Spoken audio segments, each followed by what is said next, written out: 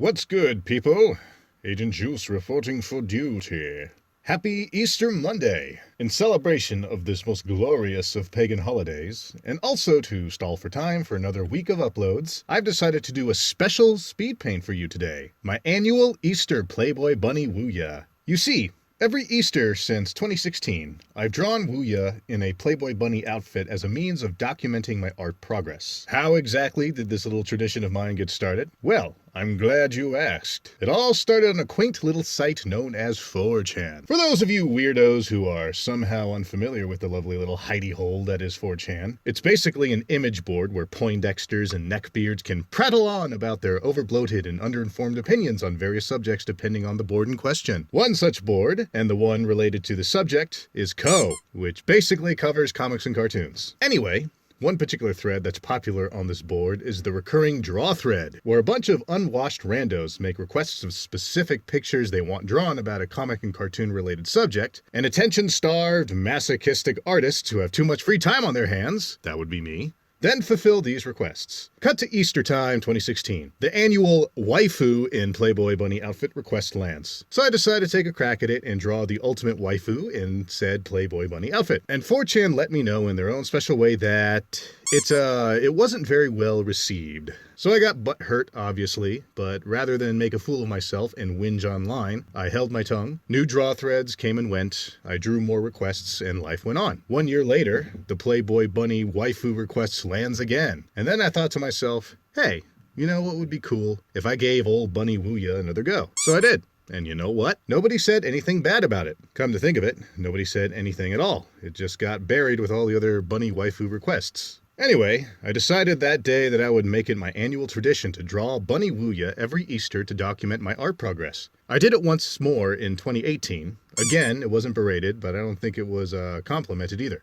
But that wasn't the point. From then on, it was something I did for me. It was an excuse to enjoy a holiday with a community of like-minded cartoonists and cartoon fans. Plus, I kind of slowed down my request fulfillments and even visited the board less and less. After that Bunny Wuya picture I did in 2018, I just altogether stopped filling out requests. It's not that I didn't want to anymore per se. It's just that real life and other projects started to take priority. That being said, I still planned on keeping up this particular tradition. So this year, I continue the tradition with a special speed paint video of 2019 Bunny Wuya.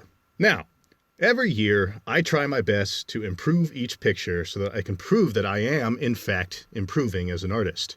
This year, however, I don't think this piece is going to be that much more advanced than last year. This is mainly because I didn't really spend this year trying to improve my technical ability. Rather, I was trying to improve my storytelling ability. So I've actually been doing a lot more writing than drawing. So, as a consequence, my artistic capability has somewhat stagnated. I feel confident that I've improved in some areas, like anatomy and body structure and whatnot. But coloring and shading in particular have always eluded me. I'm entirely self-taught, so I never learned color theory, nor have I ever really dived into it. And honestly, I really don't plan on deep diving into color theory anytime soon. Why, you ask? Well, when I first moved out here in LA, and I've mentioned this before in a video long ago, I wanted to get into storyboarding on a cartoon show. And in order to be taken seriously as a storyboarder, you had to have your drawing chops up to snuff. So I spent the first couple of years really working on my drawing capability. And you could actually see that improvement in these previous Bunny Wuya pics. However, I soon learned that storyboarding wasn't a path I wanted to take. And instead, it would suit me better to improve my writing and storytelling capabilities so that I could just make my own stuff more efficiently. Now, obviously, I didn't completely quit drawing.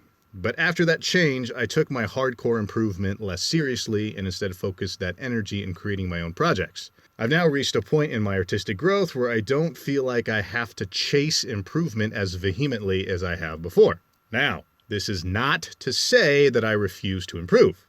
It's just that improving my artwork is no longer a top priority in achieving the goals that I want.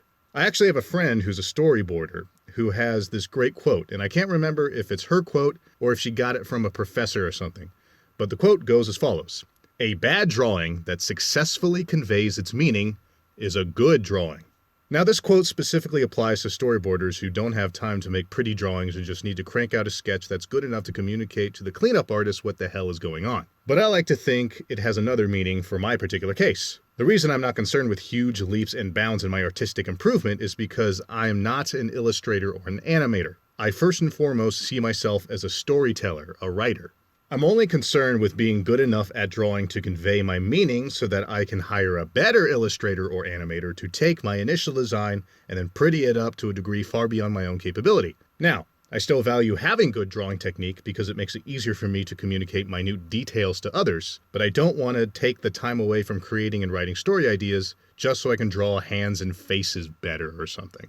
To wrap up this point, I still plan on improving my art style in order to not stagnate entirely. But don't ever expect me to draw Bunny Wuya as good as someone like Ray Quintero or something.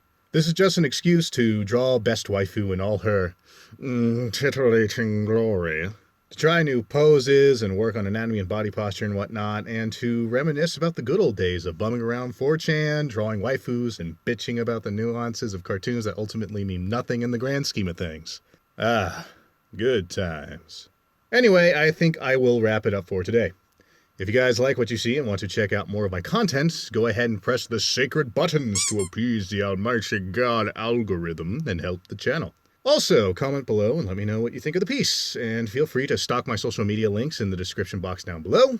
And yeah, thank you for joining me in my annual Bunny Wuya fan art speed paint. Next week's video will mark the beginning of a new series, so I hope you guys stick around, and until next time, deuces.